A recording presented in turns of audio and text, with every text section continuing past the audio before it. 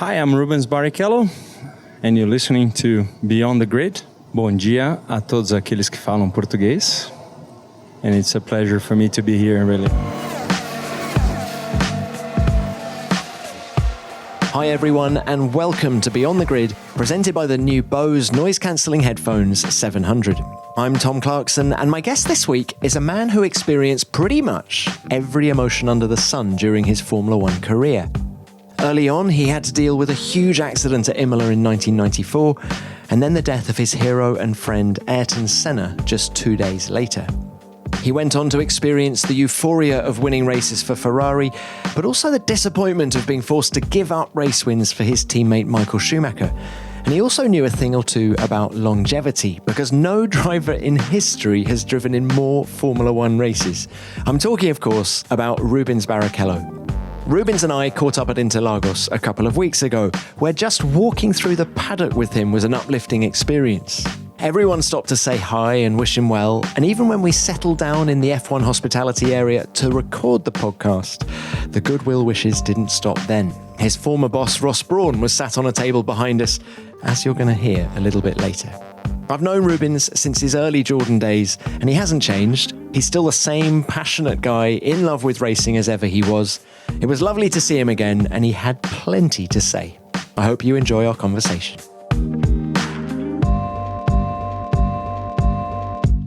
Rubens, welcome to the show. It's wonderful to see you again. I feel like I've known you for quite a long time now. Yeah, we do actually. It's been a while, isn't it? Now, look, we're speaking in Sao Paulo, your home city. So let's wind the clock back and start with, when did you become aware of racing? Well, it was the day that my grandfather gave me my first go-kart.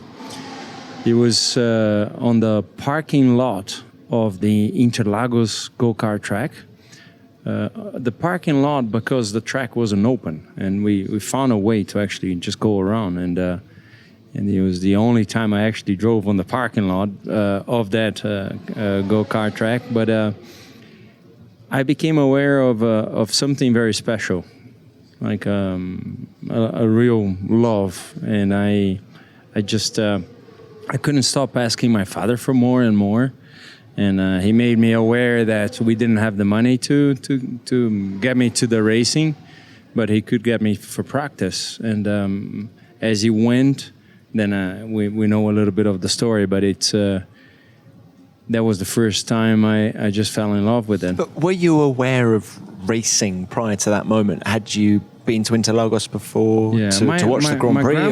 My grandma lived in between turns 1 and 2, so I had seen prior to that moment Formula One races. So I've seen.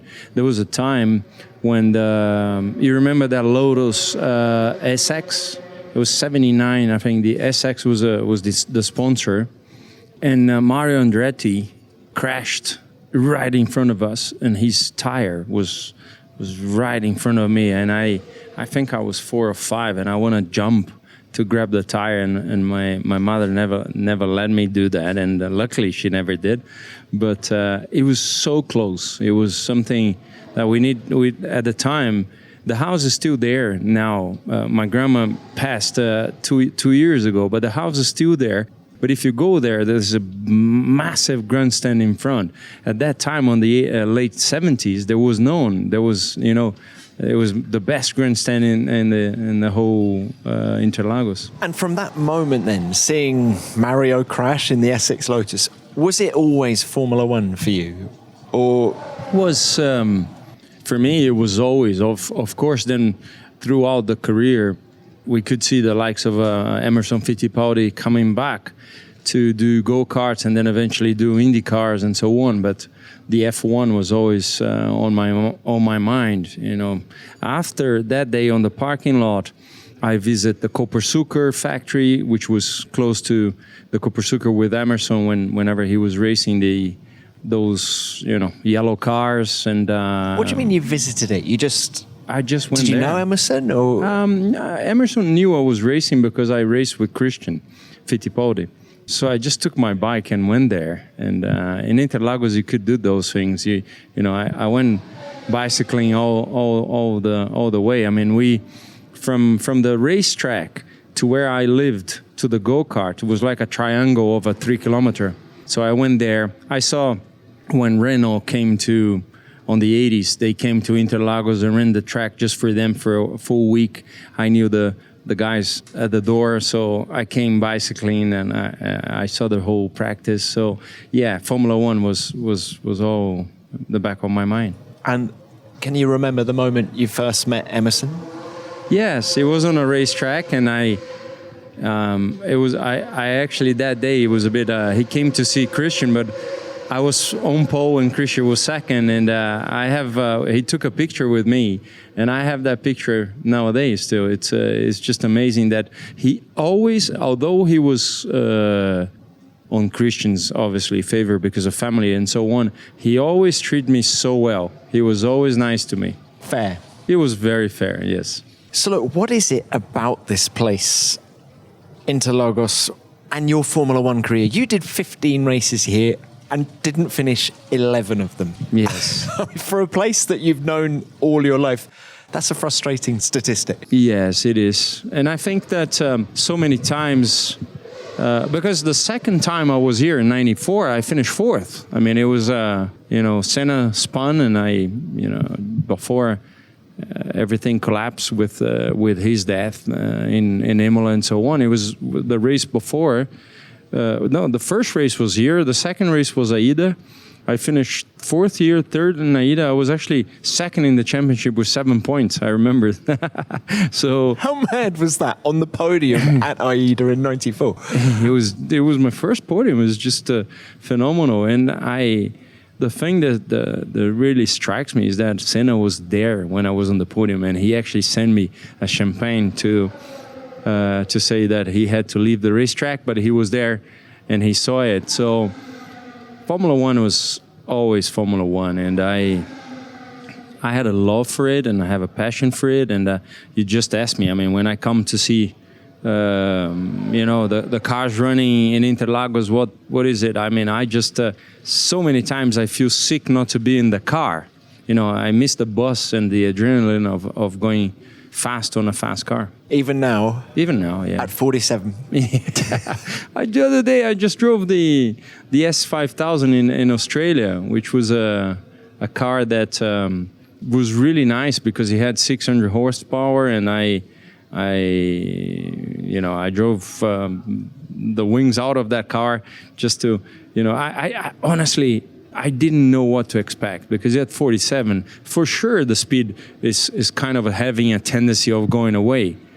But it did in my mind. I was there, and I was so strong, and they kept on looking at me and say, oh, Jesus Christ, he's still so up to it. And I kept on going fast, and I finished second on that weekend, and they red flagged the race before because I thought I was going to win, to be honest with you. So I felt much at home with the open wheel, because I've been doing closed wheel for 7 years. Now you mentioned Senna, and the champagne being sent to you in Aida. And, yeah. Can we talk a little bit more about him? Describe what Ayrton meant to you, Rubens. Well, I mean, at first, what was it? It was a Senna. He was a kind of a different guy when he drove. I couldn't see him driving the likes of Formula Fords, and I didn't see him driving the Formula 3. I just had the news. You read it, and there was some kind of a showing. And then they show in Brazil whenever he went on Williams, he drove the Williams in Donington. You could see something different, and it really caught my attention. I was only 11 whenever he was driving for Tolman in that year, so there was something different about it. And whenever my father said, "Okay, we can go to the World Championship in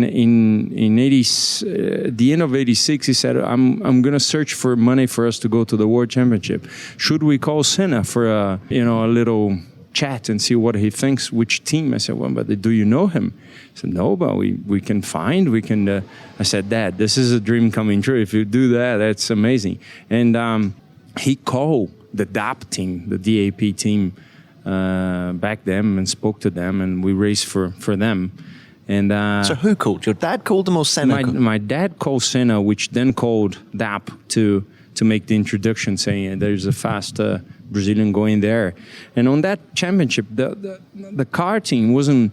The DAP karting was already going down. It wasn't like the same as Senna times. But if I tell you, two guys who were on my team who did not qualify to the final, and I did, was Badwer and Fisichella. They were my teammates, and they didn't make to the final. So yeah, it was an impressive thing, and it was Senna that called. So for me, it was just a. Why do you think he made that call? I don't know. I mean, at the end of the day, I think he liked the humble side. He liked the humble side of the Barrichello family. And that's how, I think he made a little search, and every time I met him, he would stop anything he was doing to actually say hi to me. So he wasn't that kind of a guy who I would have the phone number and call him all the time. But he would call me. So, and then we have that famous dinner before the Adelaide Grand Prix, where I was on one car, Christian was on another car, and Senna was on a car. And I went to, because they told me so many stories about him and Berger, that I said, I got to do something with this car. And I went to hit him from behind on the rental car. And so you hit Ayrton Senna? I hit Senna with my... This is in 1993? 1993. Your first season of my first season. So we are going to the same place to have dinner. And I hit him. And he did nothing. So Christian tried the same. He went and just gave him a nudge. Nothing. So the only thing he said when we got there was that we should park the cars before him. I didn't understand, but Christian parked, I parked, and he parked. The cars were like 15 degrees. Okay. So we went, have dinner.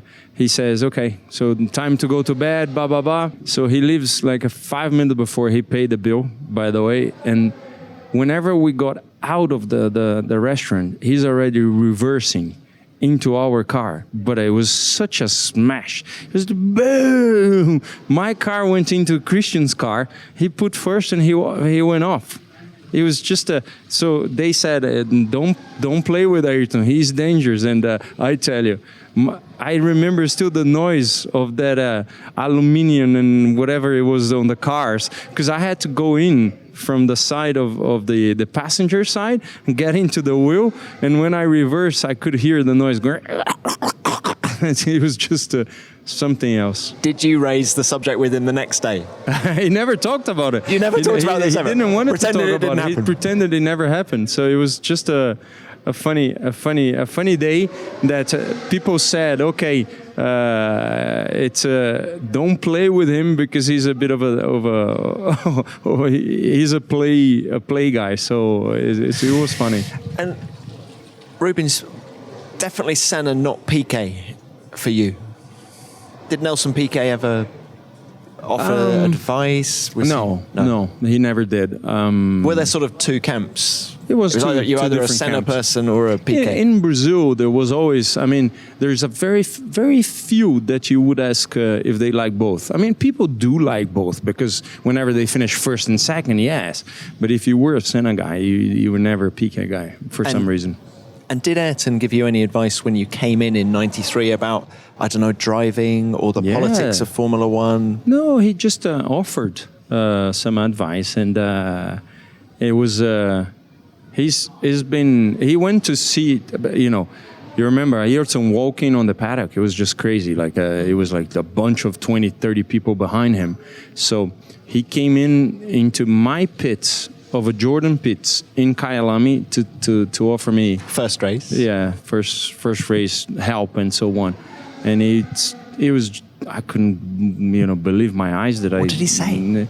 He just said, welcome. This is really good that you are here, and if you need anything, I'll be here. There was some very tiny words with a lot of impact. So when you reflect on Imola 94 now, Let's start by talking about your accident on the Friday. What do you remember? I remember very clearly that although was a like a long track, long straight line, and we didn't have the straight line with the Jordan Hart. I remember that we were fast, and I remember telling Gary, I said, Gary, I think I can take the Variante Bassa with fifth gear. He said, "Oh, if you do go in fifth gear, you might just have the edge on those who were fighting." And I remember going into qualify with that in mind. And up to that point, I was 8/10 of a second faster. And I just took in fifth. I remember that. And then after that, it was a crash that the only other thing I remember is the oops. So, oops, something is going to go wrong. That was your last thought? Yeah, oops. And they're high curbs there, weren't they? There were high curbs, which teach, I think, a lot of things been not teached, but there was some stuff that they learned from me. So the high curbs, they were still used somehow, sometimes, but they were not there anymore in Imola, and eventually from track to track, they just took it off. So after the accident, what is your first memory after the accident? That is, I think, is a photograph memory, because I don't remember actually seeing myself. I don't remember the cemetery. I don't remember carrying Ayrton's. No, your accident. Oh, on my accident, yeah. I don't have a recall from that. I think it's like if the tape goes back to the oops. And then I don't know if, because I see a lot of pictures and a lot of people talking videos, if the actual tape is going forward and the memory is open up, or if it's just because I've seen things. So I don't have a lot of memory. I don't remember that day at all when I saw Ayrton. I have pictures of me seeing Ayrton on the track, but I don't remember that. You don't remember him coming to the hospital to see you? Or? Not a chance. How were you physically after that? I broke my nose, so I couldn't breathe really well. I had a fractured arm as well. But I was okay, because I think that was the next day I was on the racetrack already. But so there were no worries that it was going to affect you long term, or? No, we made all the exams and there was nothing. I mean, when I had the stroke a year ago, we actually went through the doctors and told him that happened back in '93, if they had any effect or anything that happened. No, there was nothing to do with the accident itself. But that accident was the biggest crash of your career? Oh, yes. Far I away. swallow my tongue, man. On my speech, when I tell the kids that, you can see all of them trying to, they really do something with their mouth, trying to emulate that. But it was a horrible accident, yes. So you come back to the track on the Saturday, and of course Roland Ratzenberger loses his life on the Saturday, and then obviously Ayrton's crash in the race on Sunday. Can you describe the emotional turmoil, if that's the right word, that you went through as the events unfolded?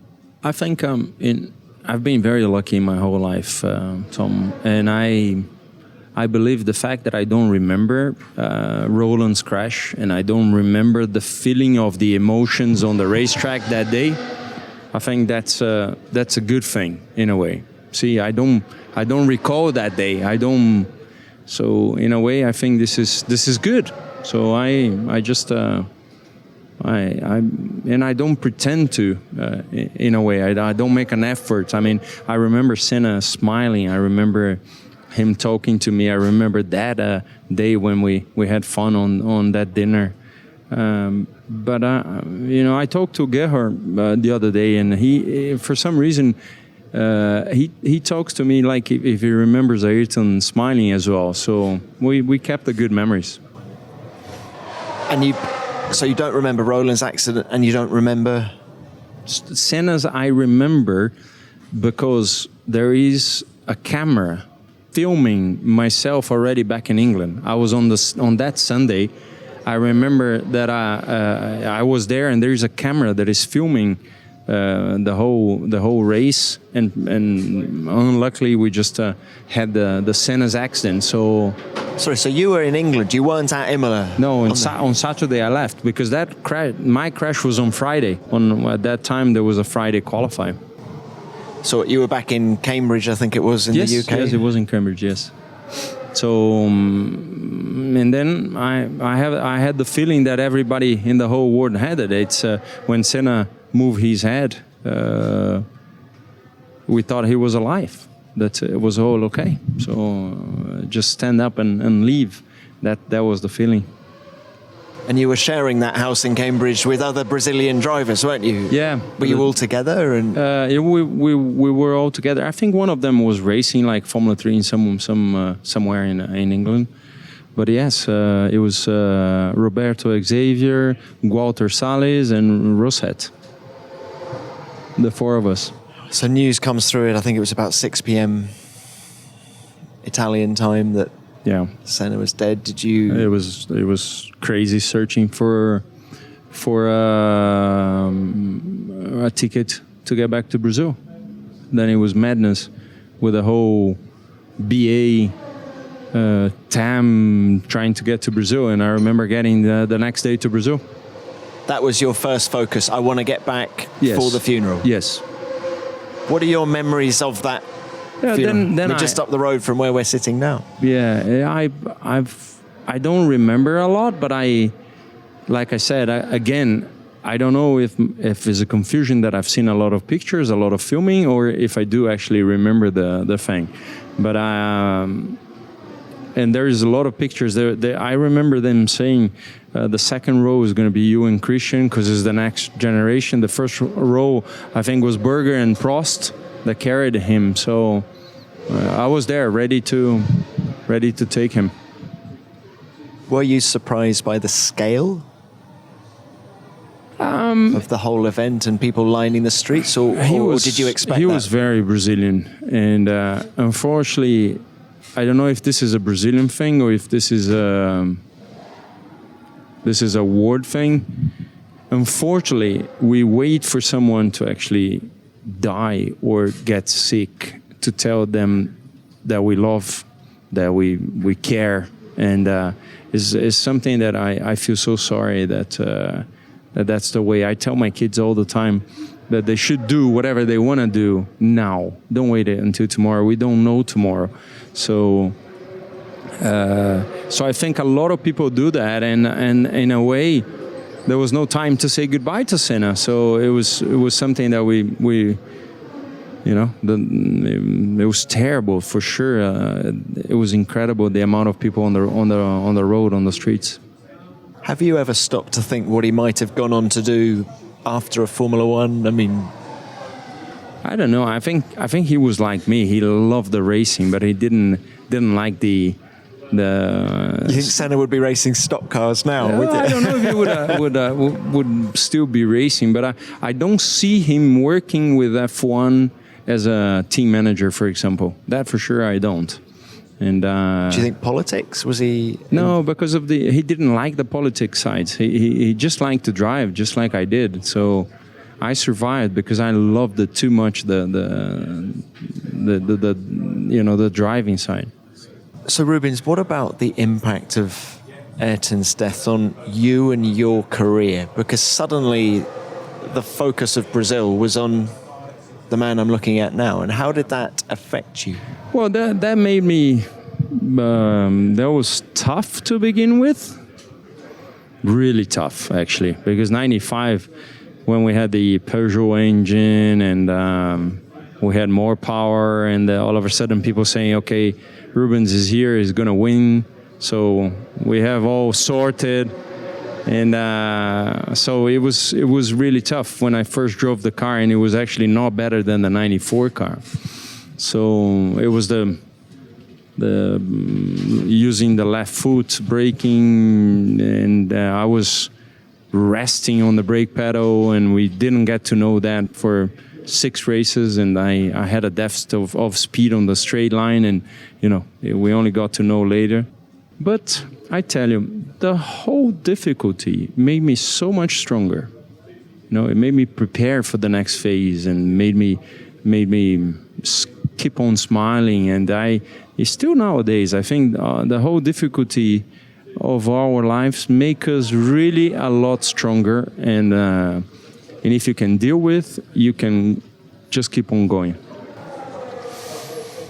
And did Senna's accident make you reassess safety and the potential consequences of what you'd chosen to do with your life?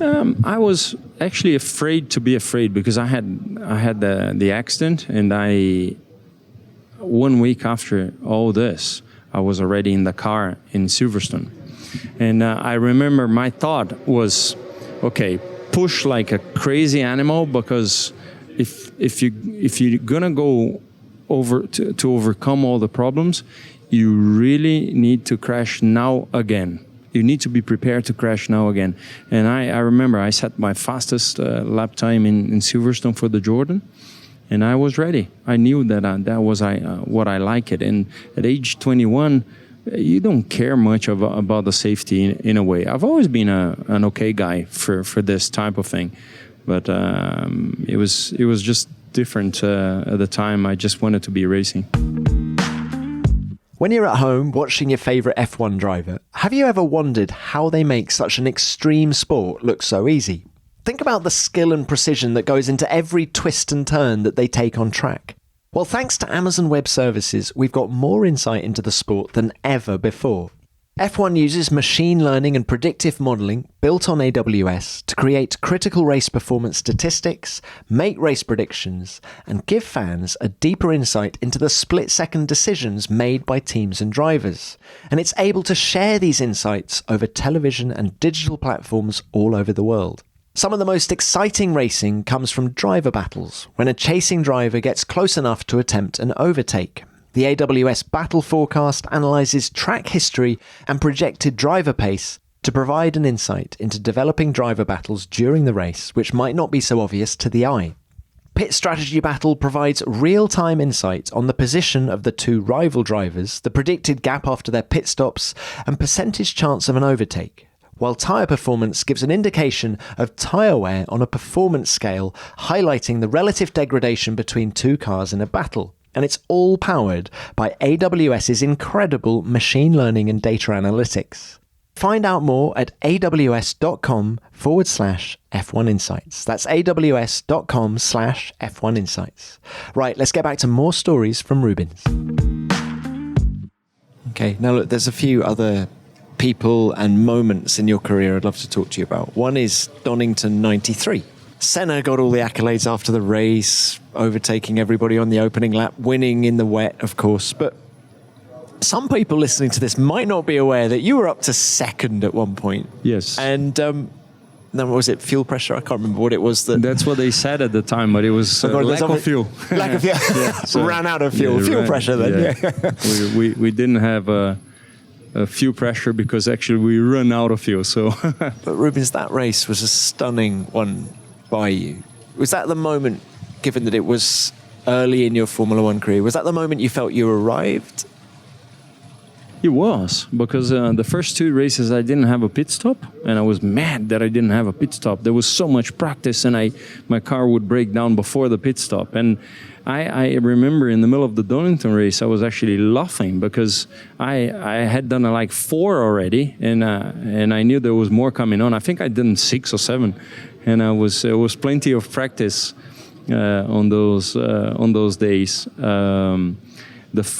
The funniest thing that happened now that we can say in Donington was that I saw P2. I said, Jesus Christ, I'm going so well. Now everyone sees me. Then I look in my mirror, there's Senna behind me. I said, I'm P1. I'm P1, Jesus Christ. And I'm going to close the door on this because, although he's my hero, I need to win this race. And all of a sudden when I checked, he was lapping me. And I was P2, but he was lapping me. And it was funny when we talk later. because I really thought, if you're doing so well, you might be winning, but I wasn't. So I get out of my way. Did he raise a hand as he went past? He did. Yeah, but I don't know if it was like get out of my way, or if it was just we talk later. But what was the overriding emotion after that race? Frustration because you ran out of fuel, or elation because you've been running P2 and it was a bit of both. It was a bit of both. It was hard not to be, because I thought this Formula One is easy. I can get to the podium on my third race, and then after that, it took me forever to actually score my first points in Suzuka at the end of the year. So it was a hard core as well, and it was difficult to not to have done the podium in a way. Now, Rubens, at the end of your Jordan career, you go to Stewart. And so the next person I'd love to talk to you about is Jackie Stewart. How big a risk was it for you to go to a brand new team? Well, it was... What else? What other options were there on the table? There were, at the time, we were talking to Tyrrell, we were talking to Sauber, and I was talking to Stewart. When I saw the facilities and what they were planning, and the backing from Ford, and the likes of actually going for Bridgestone, which was different. At that time, if you want to come back strongly, you want to be different somehow, and that was definitely a good choice for me, because that's the. Although my car broke down a lot the first year, the second year, and so on, I knew Jackie was putting a lot of effort to make it happen. And how much of a sell? I mean, Jackie's a great salesman. Yeah. How much of a sell did it require to get you there? Honestly, they were ready. And I think Jackie, I don't know if he can assume that, but we fell in love for each other quite soon. It was he told me once that I said, why didn't you never take me to Alton Park to check my driving? He said, because you are exactly what I want a driver to be on the car. You are polite to the steering wheel, you look after the tires, you're good on the throttle. So it was love, man. It was for me, it was just a magic to be driving for him. I learned so much from his teaching. So was the relationship paternal? Was he like your racing dad? Yeah, he was phenomenal, because I was coming from someone that he was really good as well, which was Eddie Jordan, but he didn't know how to behave. So it was completely the different one from Jackie. Although with Eddie we had such a great relationship, it was hard that I turned down so many other offers to keep on Ed Jordan, because he was the one that gave me my first chance, and all of a sudden he came to me and said, we're not signing you again for next year. So I felt a bit sick and sorry for that, and then suddenly the Stewart came on board, and I really enjoy my time there. Was great. I learned a lot from Jackie on the way you talk to engineers, on the way to dress. He was super on teaching you everything. And of course, Monaco '97. Monaco '97 was just amazing. It was insane. Just, I remember Jackie and Paul Stewart crying on the podium. Everyone was crying. And that day, one more lap, we wouldn't have finished the race. So it's just amazing. Why would? We had a few pressure having those issues. That for Rio this time, we were struggling, but we did finish the race. Yes. So how gutting was it that when the team wins its only Grand Prix, Nürburgring '99? It's Johnny Herbert, your teammate. At the end of the day, I was seriously, I was in such a good humor after the race, because although I didn't, the team had done it, and I knew I didn't do it because of one choice wrong. I've been saying more rain, please, more rain in my whole race there, and I was asking for something that actually came my way, and I kept the slicks. So for 2 laps, I was so slow on those slicks that I lost the race because of that. And again, it's fundamental that whenever you ask for something, you are ready to grab it, and I wasn't. So that day, I was lucky just to finish third. Mm. And then, of course, Ferrari come knocking. Did you consult Jackie? I did, and he said that he was putting the team even better, and he wanted me to stay. He was ready to offer me the money that Ferrari was going to pay me, but I told him I had to do something different. I had to take the offer from Ferrari. I had to go. But he said, "Are you going to be number 2 there?" I said, "It's not written on my contract." And then he said, "Okay, so off you go. I wish you luck." Did he tell you that he was selling to Jaguar at the time? Did you know? Yes. You knew all that? Yes. And it was still the lure of Ferrari. Why did you have to go to Ferrari? It wasn't that I had to, but it was I wanted to test myself against the top one, which was Schumacher, and I was, I just. It's tough to say no to Ferrari, isn't it? And I did eventually say no because I had 7 years on my contract and I only run 6, so I asked permission to leave. So the lure of challenging yourself against Michael Schumacher, how supportive was he to you? Michael? Yeah. You're looking at me as if that's the most stupid question you've ever been asked. But, your teammates, some teammates work together. I'm assuming you and Johnny Herbert, for example, work together at Stewart. Yeah.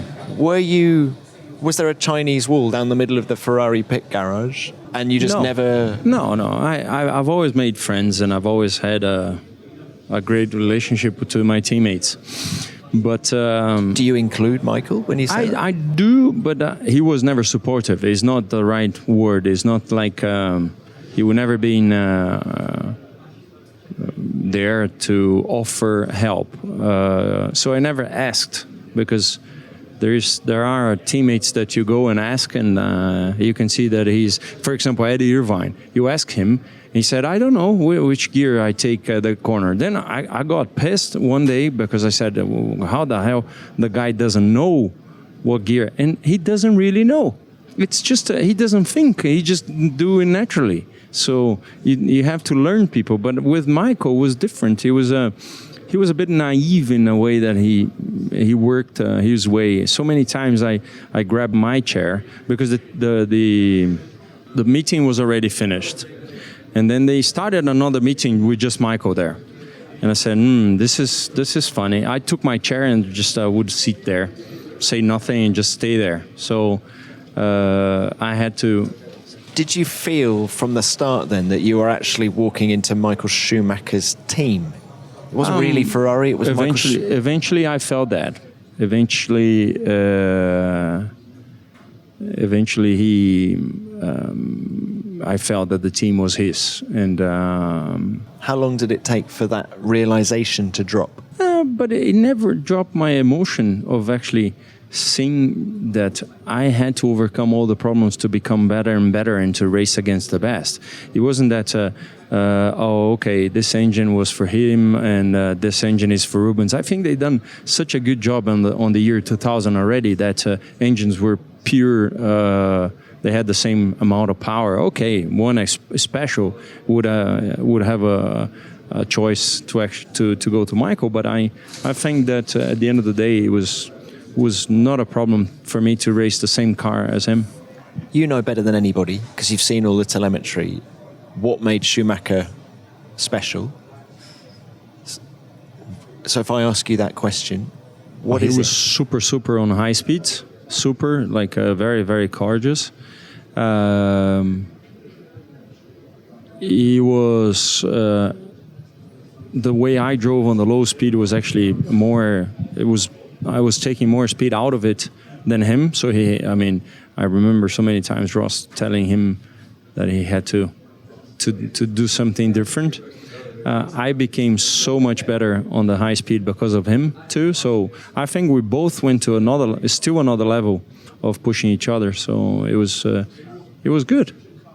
So that's it's not that easy to make Michael Schumacher go to another level, if you see what I mean. That's fair. That is fair, Barrichello. But I mean, if that's his greatest strength, what is yours? What was yours? Mine had to be mental. Mine had to be how you go to a racetrack, knowing that you have a B option of a pit stops or this and that, and still be ready to win. Just because you think that your cycle is going to come, and I think I kept on. And whenever people said, "Oh, he accept all the rules, and that was the rules, and that's it," I kept on going. There was a time Michael had not access to the tires because Ross would only make me do the tire all choice and tests. So for sure, I had my place getting bigger and bigger inside Ferrari. So it's so interesting you say that, because Jenson Button told us on this podcast a few weeks back that you were technically the strongest teammate he ever had in Formula One. And I tell you, that was a development from a kid, because imagine my dad, I would stop in the garage with him looking at me, and I had a carburetor problem. Yeah, so many times he didn't know what the heck I was talking, and he would send me out again. He put the hand on something, and I said, "No, it's fixed. Okay, you go." So I'll come back the next lap, and I said, "No, the problem's still there." So I had the finesse of having a human feeling on something, and I kept on provoking that to be better and better. And I'm in love with that. And there was a time at Ferrari, for example, that after 600 laps in Mugello, I came back and I said, "Look, the engine has a noise. For me, it's metal. For me, it's going to break." And one engineer looked at me and said, "You look tired. So maybe that's the reason you want to stop." I said, "Look, I can go back again, and if it breaks, you're not going to know what is going to make this engine good or not, because it's going to break in pieces. If it is true, we lost the day. If I'm true here, and I do feel that I have a problem with the engine, you give me the piece that is going to break." He said, "Okay." So he looked, he couldn't find, and said, "Okay, so let's finish the day, and that's it." And the piston is still at home at my place, because it has this little nudge of that's amazing metal consumption, and it was about to go. So it's funny that I still have that. What were you hearing? Metal, just on the end of the 18,000 changing gear, it was just that metal. As soon metal as you on change, metal. Yeah, just that little. It's almost like, for someone that doesn't know, a very thin thing like the dentist. Oh, God, don't start talking about the dentist, please. Like, just that. Just that a little. Okay. And Rubens, what was it like to ride that wave of success with Ferrari? To win all the titles, and to know that, quite honestly, I don't think that if you put myself against Michael, I think that it was a 70-30, let's say. Let's put it this way. He was better than me, because he was more complete. And Michael didn't have bad days. Whenever he had a bad day, whenever he was vulnerable, the team around him prepared him to be back up. So they knew how to affect him positively. But if it was run straight, like no rules, no, just a same strategy for everyone, at least one championship I might have won. It doesn't make a difference now, because if I go out and tell Brazil, say, "Look, I would have won a championship," it doesn't matter, because it's part of the past. I didn't, and I'm happy with it, because I tried. I think the efforts in life is all about trying your max the whole time.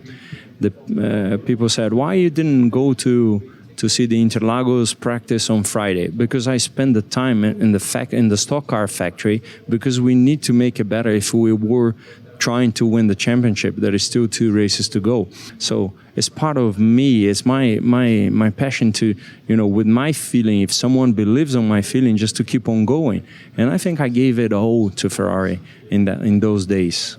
What was the high point with Ferrari? What was your happiest moment? Honestly, I think it was my tire choice in 2003 when I won Silverstone.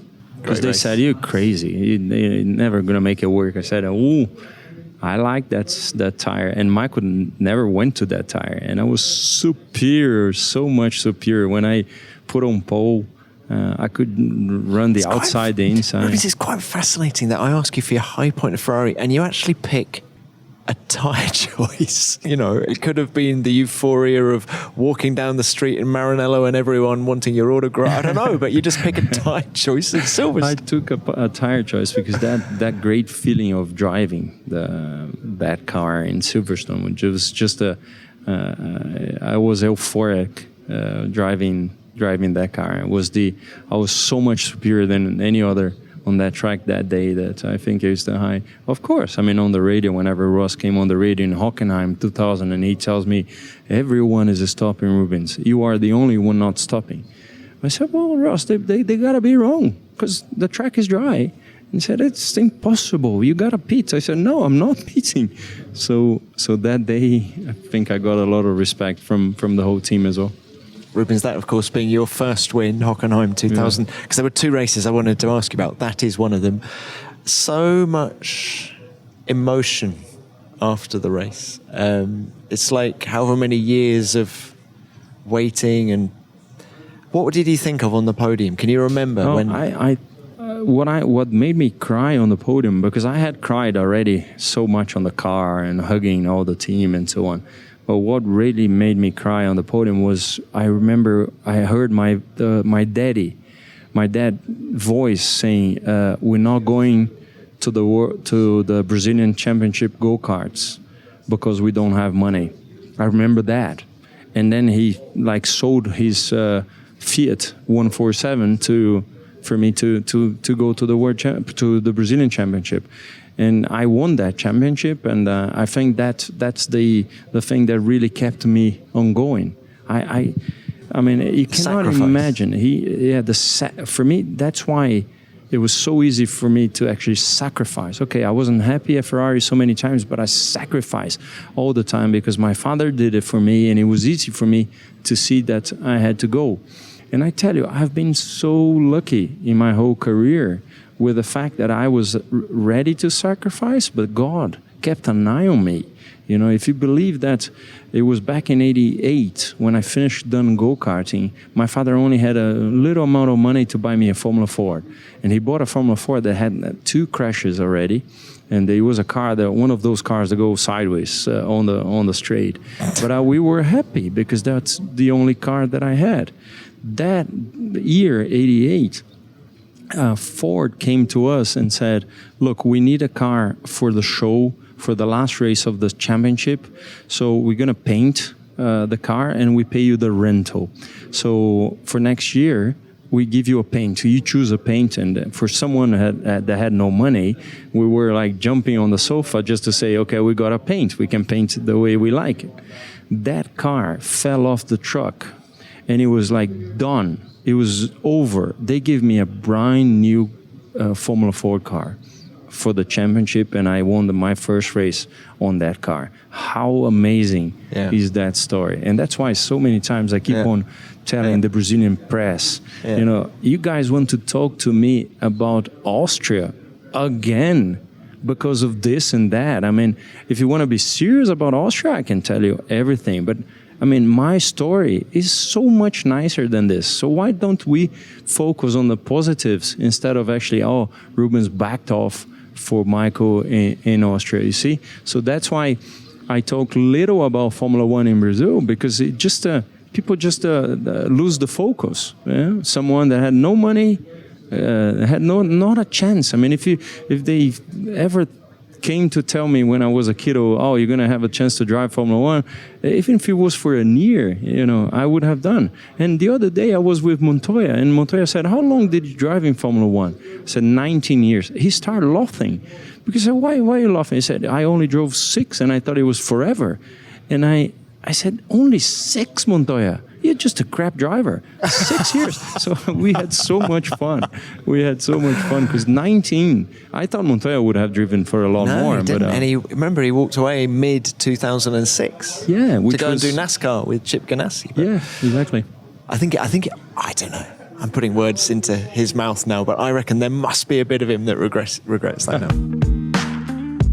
More from Rubens in just a minute. But before we crack on with the chat, I've got a special offer for all you budding chefs out there who might just need a little help in the inspiration department, like me. HelloFresh are the UK's leading recipe box service. They deliver fresh, pre-portioned ingredients and step-by-step recipes to your door, so you can turn those delicious ingredients into delicious dinners without any fuss.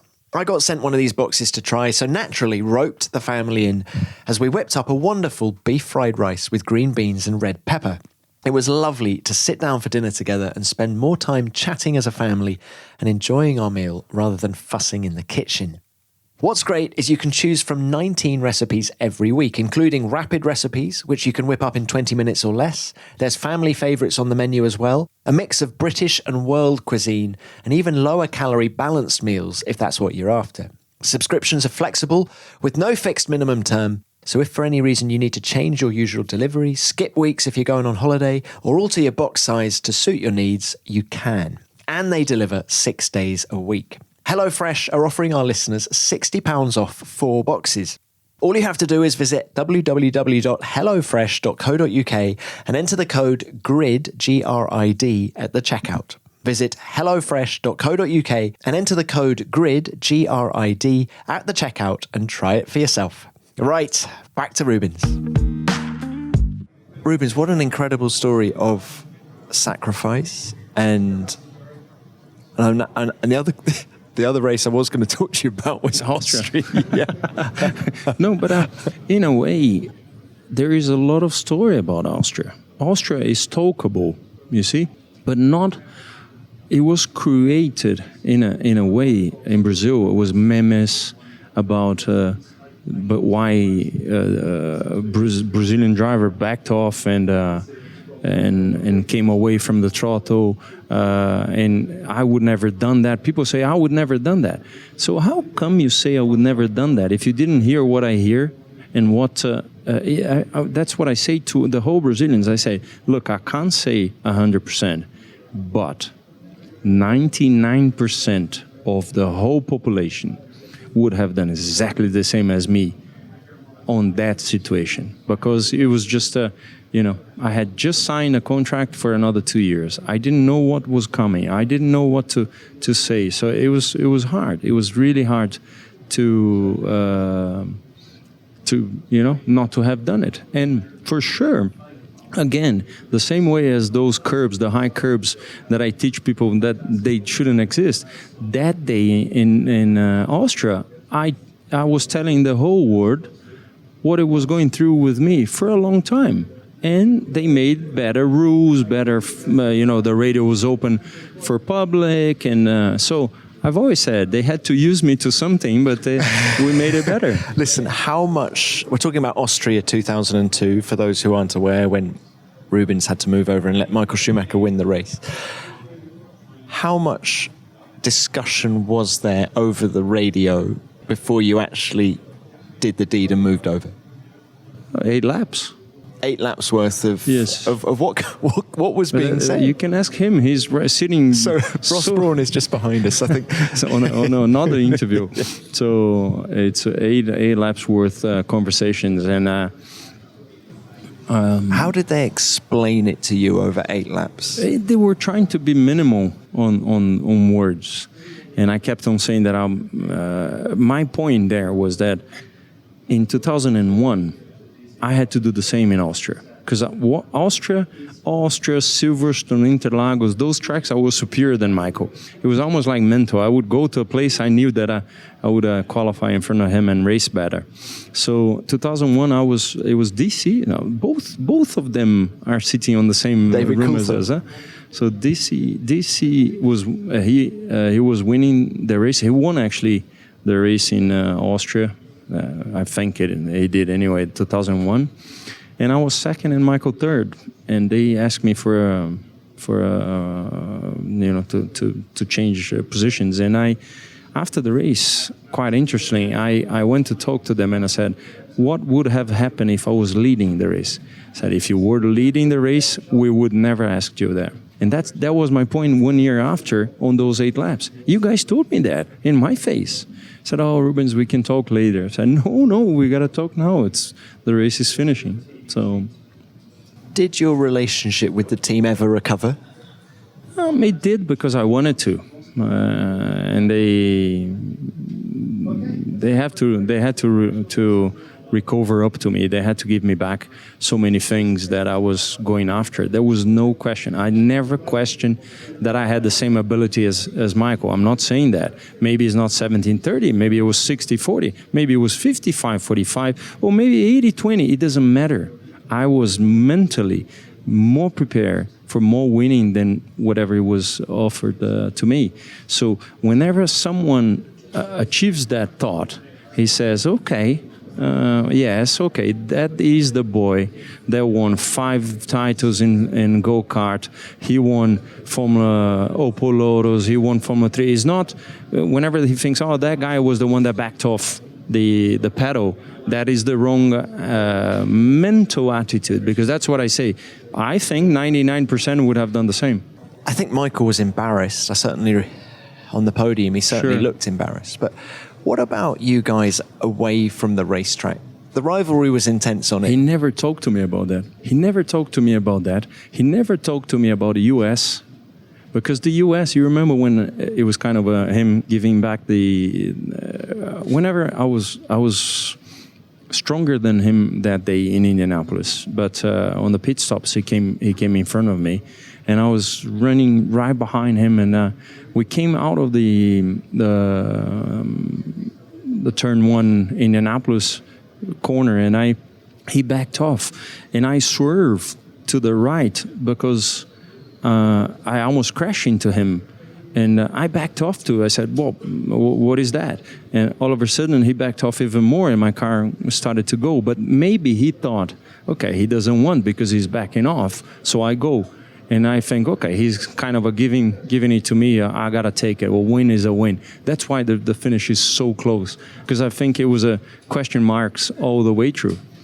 There wasn't I didn't want it at first. But then I said, okay, I'll take it. So it was that. Amazing. I have 11 wins and 12 trophies, cups. Because that Indianapolis one, I never gave him back. So you got too many. So I'll stay with that. Look, but what about your relationship away from the track? Did you ever hang out? Did you? Yeah, we with a glass of red wine in our hands, we were. I mean, there was a time in have you been to Madonna di Campiglio? I haven't, but I mean, there was the skiing event before every season. Yeah. There was a day during the night event, and journalists had gone already. It was like 2 a.m. I don't know. We had a piano bar, and a friend of mine. You got to know some of my friends, and Jonathan was actually on the piano bar singing on the hotel. And the hotel, I remember the hotel telling us that, shut off because it's too noisy, but that's Michael, that's Rubens. We kept on going, and I went to walk on the hotel, and there was this thing for as a bride when you get married. Yeah, so.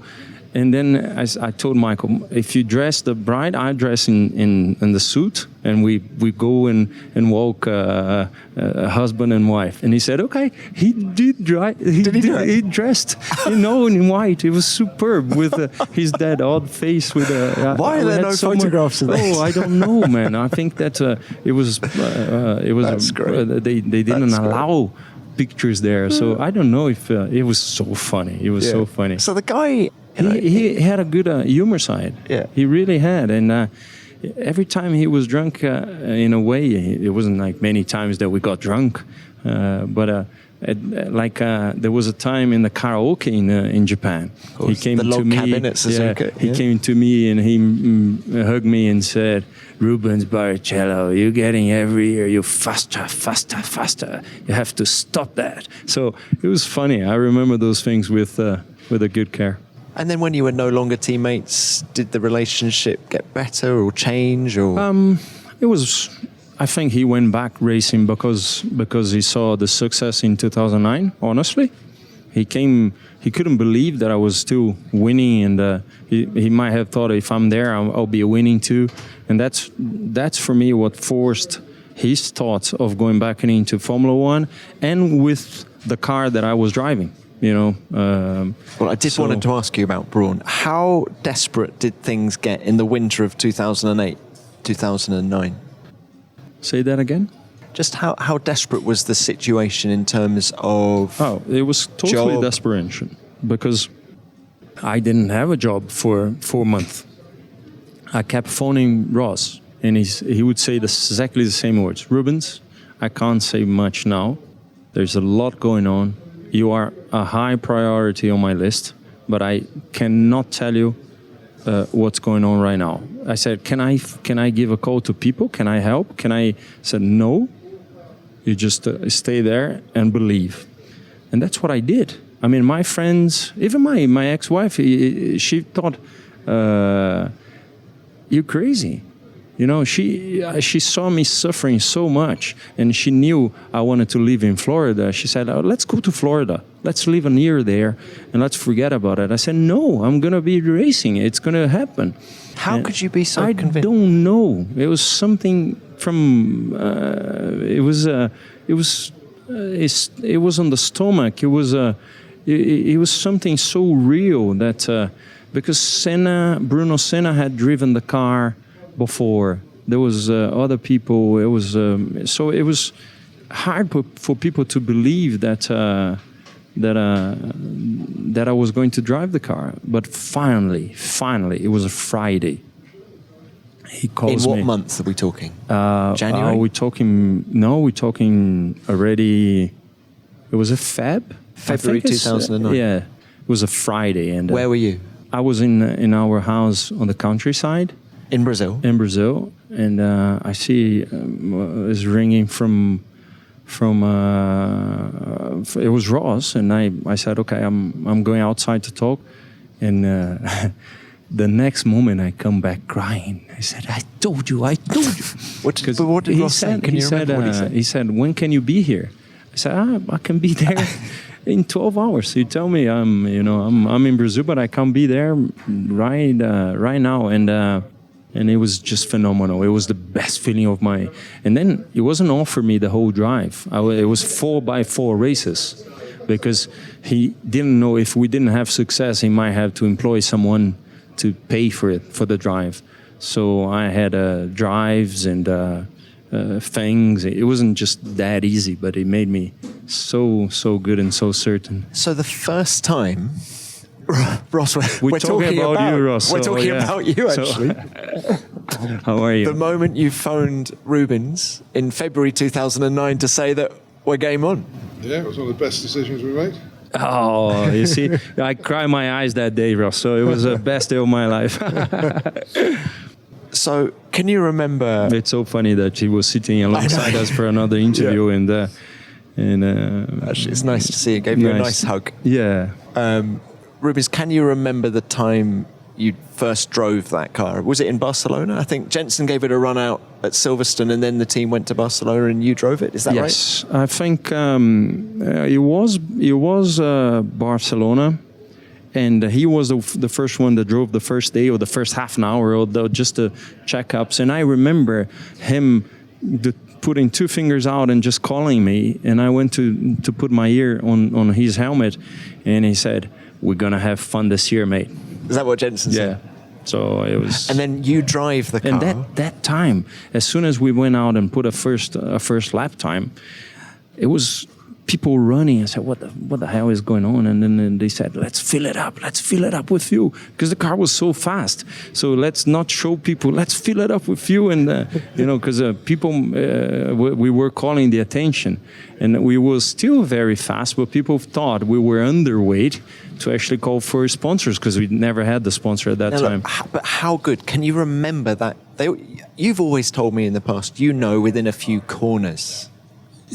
The back end was superb of that car. They had the double diffuser, the triple diffuser, whatever you call. But he had the back end of that car was just superior. I mean, we would go. It's not that the back end is superior and the front is not there. We would go every lap on a winter in the turn 3 in Barcelona flat. Actually, we were knackered by the end of the day, me and James, because our neck wouldn't hold the fact that we were used to cars that we would back off in the middle of turn 3, and that car was... Well, of course, because the last Formula 1 car you'd driven was the 2008 Honda, which, exactly. Let's be polite about it, but it wasn't anything It wasn't anything special, and we had to back off on that corner, let's put it this way.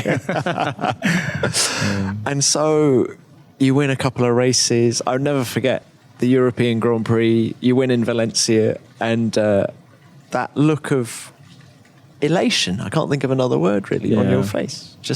It was just I think that in life it's there's so many things that are pluses and minuses, but the fact that you have gratitude is, if you feel gratitude from even a negative point, it's because you are able to receive the positives. I think this is how you have to take on life. You see, I don't. People might see you on the social media smiling all the way, but we know, for you, for me, we have hard times, we have tough times, we have family, good things, bad things, car, good things and bad things.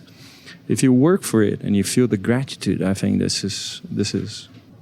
Was 2009 your best chance at winning the title? I think so. I had some. I think 2003, that car was a bit more for my liking, the Ferrari, because I remember the first time Michael did 5 laps on Fiorano, came back and said, "Oh, my neck doesn't feel good, I can't drive." And he went away for 20 days, and I was the one developing the car, and it came a bit more to me. But if you remember, 2003, I ran out of fuel in Brazil.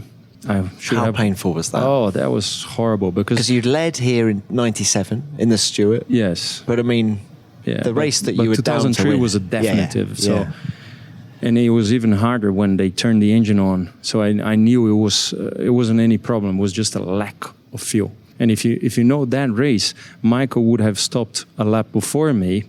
So with that, because we had no telemetry, Michael would have run out of fuel, and they would know that I would run, and they would call me. So he crashed before that. So I was the first one to run out of fuel because the calculations were wrong. So it was tough. But going back to the fact that 2003, I think I had a shot. I won Silverstone and Suzuka, which are the toughest ones. I would have finished on the podium in Hungary when my rear suspension gave up, and I had a big crash. If you remember, I went straight. I crashed with Ralph on Hockenheim start. So those kind of situations, there's no ifs in our lives, isn't it? So we just have to keep on going. But that year, I also had a shot for it. We're now talking about 9, 2009. Oh, 03 you had a shot, yeah. And in 2009, I think it was an year. I mean, although I love Jensen to death, and we still like brothers nowadays, I think in his head, he knew that it was a championship that could have been made for me because I was longer there, and all of a sudden he was winning all those races. And I said, how come? I mean, I beat him And at the end of the 2008 season, I'm ready to keep on going. And he was just he deserved. I mean, not just because I love him, but because he's such a good driver as well. And it was a year for us too to come out of nothing, and he did it better and won it. And I'm glad it was a friend that did, and it wasn't someone else. But it was just it was a year that I end up winning whenever the car was already being followed really closely by the Red Bulls and the Ferraris. When you won at Monza in 2009, how did the Tifosi? How did they react? They thought I was dressed in red. Okay. Honestly, they were there. They just kept doing the same thing. It was just amazing. Before we continue, here's a heads up for your F1 diaries that you won't want to miss. Expo 2020 Dubai and Formula One are thrilled that the world's greatest show and the greatest spectacle in global sport are joining forces. Kicking off on October the 20th, 2020, Expo brings you 173 days to see what's next in art, music, food and tech. So the next time you're at the Abu Dhabi Grand Prix, it's just a 50-minute drive to a once-in-a-lifetime experience celebrating human brilliance and achievement. And there's something on offer for everyone to enjoy. Techies will be able to experience what a truly connected high-tech world could be, from autonomous vehicles to space travel, as they witness the latest innovations and breakthroughs and get a glimpse into the future. While the entertainment junkies among you will be wowed with over 60 live shows every day. And any foodies out there will be pleased to know that there'll be cuisine on offer from every corner of the world. World Expos only happen every 5 years, and 2020 marks the first year that this global celebration will be happening in the Middle East, Africa, and South Asia. So make sure you don't miss it. Be there for the world's greatest show. Plan your experience. Visit expo2020dubai.com. Well, look, Rubens, you go on to Williams and we get to 326 races, the longest career in Formula One history. When were you at your peak? I think that at the end of the day, you're always going to say that you are, because it's a nature, isn't it? I mean, you're born, and then you grow, and then you have your peak, and then you start to get old, and the eyes don't work anymore like they used to. You lose your hair, and you might lose your peak in that sentence. You keep pointing at me. All of those descriptions, his eyes are going. I don't know. I mean, my eyes were gone a long time. So did you just actually on that question? My first pole position. It was the first ever race that I used contact lenses. Spa 94. Yes. So prior to that, you just thought your eyes were fine? Yeah, no. But then I raced the year before. I raced the 24 hours of Interlagos on a Cosworth, on a Ford Cosworth. And I kept on trying to radio, and the radio wasn't working anymore, and I couldn't see. It was practice at night, and I couldn't see. I said, Jesus Christ, there's something going on here. All of a sudden, the car stopped. So the battery was running down, the lights were going down, and I couldn't see. But then I went to check my eyes because of that. Because of that? And then I had a half 0.05 of... And did it make a difference? It did. Because Formula One, the vibration and the vibration and the fact that you at 350 kilometers an hour, you don't see very well already. So if you have a deficit, it gives you a headache. So I did end up with a headache sometimes. No, but did you ever worry that a contact lens would slip and you'd suddenly have to come in? Yeah, but I was born in a world that it was already modern. So I never had a problem. Never ever. I did eventually had a problem in Monza once where with little air coming into the visor would make it flip in a way. You had to blink. But no, it wasn't okay. So back to your peak. It's hard. I would never admit that my peak went off. Is your peak still ahead of you? Is that I finish with Williams, beating Maldonado, which was much younger than me, into one. And I think that my peak had gone probably already, but I was doing what once Mr. Stewart, Sir Jackie Stewart told me, that with time I would relax my hands more and more. So I was physically more prepared. So therefore, my mental status would make me go fast. Right now, if you ask the guys at a stock car, for example, they say, how come Rubens is going so fast? And I think that my peak have gone away, but I keep doing go-karts, which keep me sharp, and this is pure love. Are you still karting now? Yeah, I just raced, some weeks ago in Vegas, and against kids, yeah, aged 16. And they say, why don't you race Master? I said, I know, Master is for old people. I'm still young. Does it help? The karting still helps keep you sharp? Oh, for sure. This the shifter karting is just amazing. They're quick, aren't they? So look, a couple more. Best race, you may have already answered that in our conversation. Was that Silverstone 2003? Yeah. Yes. Toughest rival? Michael. Because he was tough on the racetrack, but my only chance with him was Hungary 2010 when he was. God, can we talk about that? That's when he almost put you in the pit wall. Yes. So my whole Formula One career, my only chance was Canada. I don't know, 03 or 04. I went to pass him, and I thought I had done. But he braked later, and I never had a chance again. My only other chance I had was not being his teammate, and I kept on saying, now I'm going to show you, because now nobody's actually telling me anything on the radio, and then I saw him when I came out of the pits. I was in front, but I had to pit, but I had newer tires, and I said, it's easy. I'm for 1 point, I said, this is a victory. I got to go for it. And he didn't make a mistake. It was hard because he was so fast on the straight line. All of a sudden, he made a mistake into the last corner. I said, no, I can't see that. And then I come out of that corner right behind him, and he made a choice of staying right in the middle of the track. And I said, what is he thinking? Because normally you would protect the inside line, especially Hungary. It would have been hard for me to go around the outside. And I don't know what was going through his mind. He waited for me to have my option, and then he would come closer, maybe thinking that I would back off. I never saw the wall. People say, how close was to the wall? I say, I don't know. I closed my eyes.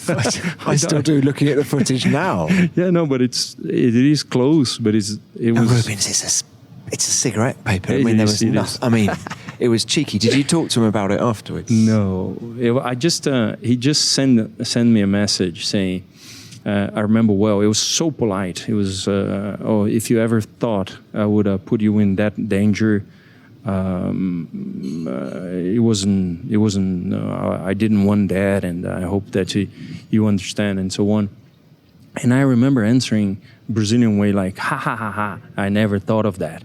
But for me, it wasn't him that wrote that message, because he was too polite. He was just too... but he was a nice guy to actually have written to me. I felt there was a lot of history in that move. I felt there was 15 years of being rivals in that one move. Yeah, it was. You determined to get past him, saying I wouldn't have back off that day for anything. Yeah. Just having raced Lewis Hamilton and observed what he's achieved since you retired. Michael or Lewis? It's a tough. Brazil asks me that all the time. I'm sorry. It is really tough because I don't think we cannot say that Jackie was better or worse than Alan Jones, than Michael, than everyone that went through his different periods, different cars. I feel sorry not to have been teammates to. Whenever McLaren called me, I had signed the contract for Williams already after. Hang on, stop. What? Yeah, hello? Yeah, I had a chance to actually sign for McLaren when I signed for Williams. And I feel sorry not to have actually driven alongside the... So instead of Jensen? Yes, to begin with. And it was. Hang on, there's a story there. For goodness sakes, what, Ron Dennis? It was. How tempted were you?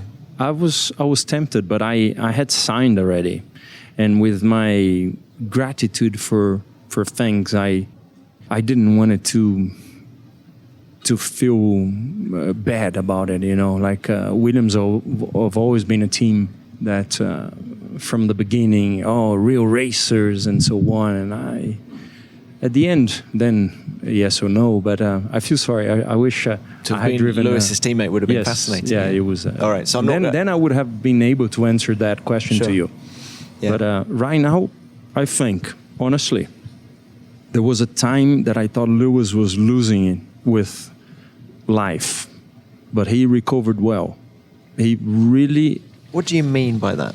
Because when you are a star, you got tempted by everything. You get, people, famous people. It doesn't matter if you actually... Money. Money. Or, I don't know, because I never asked him that, and it's actually not fair for me to say that. But by the looks of the social media, it looked like that way. And all of a sudden, I thought, he's going the wrong way. So many footballers, they lose their... When did you think this about Lewis? It was after one or two championships. Maybe one championship was already going.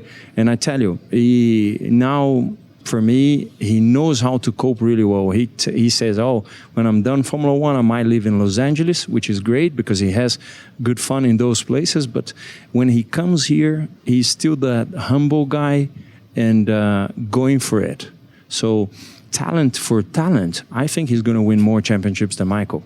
Because right now, he's in the shape of knowing what he needs.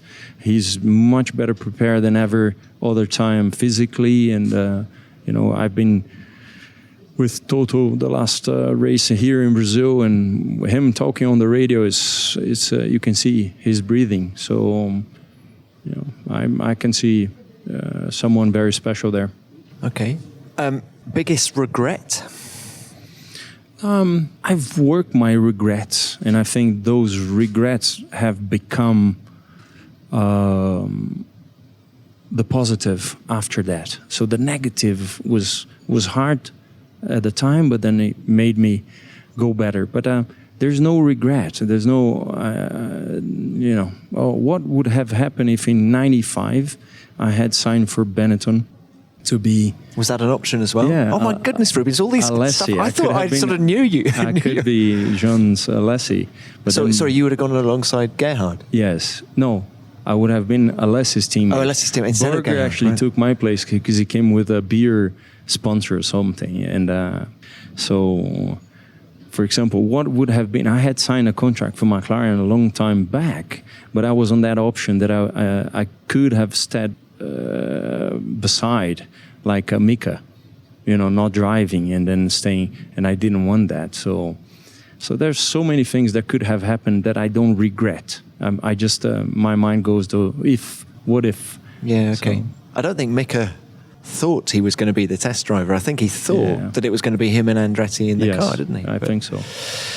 Wow. Well, what an incredible chat. Before we end, I want to talk to you about the next generation. Because your son, Eduardo, is... in fact, we saw him at the Mexican Grand Prix earlier this year, didn't we? What's he racing? What's the plan? Also, why is he called Eduardo? Because I thought all males in your family were called Rubens. Yeah, but we didn't have any more space because my grandpa is Rubens, my father is Rubens, me Rubens. When I said, when I got married, Silvana said... okay, let me tell you one thing. Our son is not going to call Rubens. That was the first thing before we actually signed the contract to get married. So that was a yes straight away. How funny. So, but what's the plan with him and how old is he? And Eduardo is just 18. He's running a little late, but he started late as well. I need to give him time. We're going to do... I'm looking for Europe for him. For 2020? No, 2020 it became a little late. I wish he was going to do Europe, but it's... I got divorced in the middle of this year, and then things change. Of course, family is primary for me. It's my whole life, but we did change a little bit the way of looking into things. And although I'm a very a big family man, Eduardo is going to stay in the U.S. to finish school before he can move on and do things. And that the contract that I had with his mom, which is okay. And so I'll bring him to Europe a year later, 2021. And I'm looking for options and, of course, for sponsors and things like this. But so more Formula 4? He's doing USF 2000 in 2020, which is the Formula 4 of IndyCars, more or less. So, what kind of racing dad are you, Ruben? I think if you talk to the guys from the team, I'm actually okay. I tend to be away because so many times I know if they actually change the gurney that is going to do that. But I talk to Eduardo in a way. I say, look, what are your chances? What do you need? Well, I need a little bit more rear stability, blah, blah, blah, blah. I said, but is that how you're going to go fast? Oh, maybe not. Maybe then I need more front. So I'll just put something into his thoughts for him to make decisions. But which he will then take to his engineers, and yes. You don't get involved. If I'm there, it's hard not to, because I just love this mechanical side too much. Do you get nervous? I do get a lot of. I tell you, I don't know what the stroke that I had in last year. I don't know if it's to do with the feelings and so on, but I do get really nervous. I mean, similar feeling to as if it was you yourself lining up? Or? No, it's worse. It's a lot worse because the danger side, the emotions involved in that thing. There was a race that we race this year, the beginning of this year. We race, they call sprint cars, but there's not the American one. It's the Brazilian one that went to race in Homestead.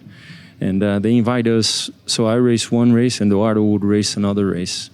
And I said, the only thing I ask, I don't want any engineer talking to us on the radio. I want Eduardo talking to me and me talking to him. It was the best feeling ever. Because he comes to me on the radio after the first lap. We had a problem where I had to pit on the formation lap because my seatbelt came undone.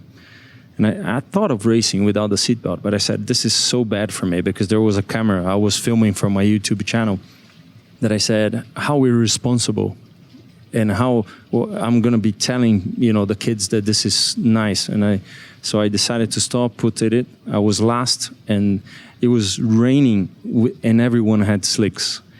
And and he comes to me on the radio and said, Dad, I don't know if you see that, but you overtook like 7 cars on the first lap and you still put the fastest lap. That's for me was the best thing ever that came to me on the radio. That's a wonderful message. Do you worry about sending him to Europe? There's the whole cultural thing, isn't there? Did you struggle with when you came to Europe aged? 16. 16, Opel Lotus. Do you want to put your son through that? Because it's not easy, is it, coming over? It's not easy, but it teach me a lot. It teach me how to pay my bills, teach me how to behave myself, being alone. University of life kind of thing. University of life. I speak 5 languages. So you don't worry about Eduardo doing the same? I don't. I think this is much needed. He's going to be in the US by himself this year, which already going to put some effort on him on paying bills and doing stuff. I don't. He simulates all the time racetracks and things like this. He's really good on feeling the car as well, just like me. Chip off the old block. Yeah. So the chances are that he can do well. I just need to be able to get a help from. I don't want to be managing him. I want to help to that people just. I talk to Mark Blundell, I talk to Max Papis, they all, kind of help me in a way, but and eventually they could be the ones that help further, but I need that little boom, because right now I'm spending all the money that I got from Formula One on making him race. And I think he's good enough. I tell you, it could be like a daddy type of thing. but I believe he's better than me. So there's a chance there. Wow. And do you know the best thing is? Him being in racing means that we're going to see more of Rubens around at the tracks. Rubens, thank you so much for your time. What a great chat. Great chat. So nice to catch up with you. Thank you. I love that too. Thank you. All right. Cheers.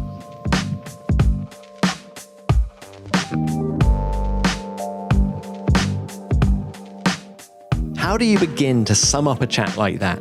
It was hilarious in parts, particularly Rubens' story about going out to dinner with Senna in Adelaide. It was sad in places and emotional in others. But throughout it all, it was a fascinating listen, and Rubens filled in a lot of gaps. Who knew, for example, that he had an offer to drive for McLaren in 2010? Thank you, Rubens, for being so open. I loved catching up with you, and I'm sure the listeners enjoyed hearing from you as well. Well, that's it for another episode. But we'll be back next week with another big name from the world of Formula One. And thanks for your feedback about last week's episode with Aldo Costa. He's one of the sport's giants, even if he's not a particularly well-known giant, and it seems that you guys loved hearing from him. Richard Dawson got in touch via Twitter to say this: having worked my way through the back catalogue of Beyond the Grid, your chat with Aldo Costa has to be, without doubt, my favourite one.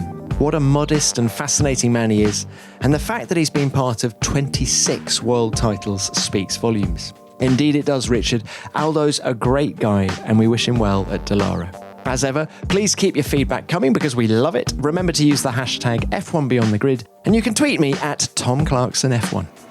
Beyond the Grid is produced by F1 in association with Audio Boom. Until next time, keep it flat out.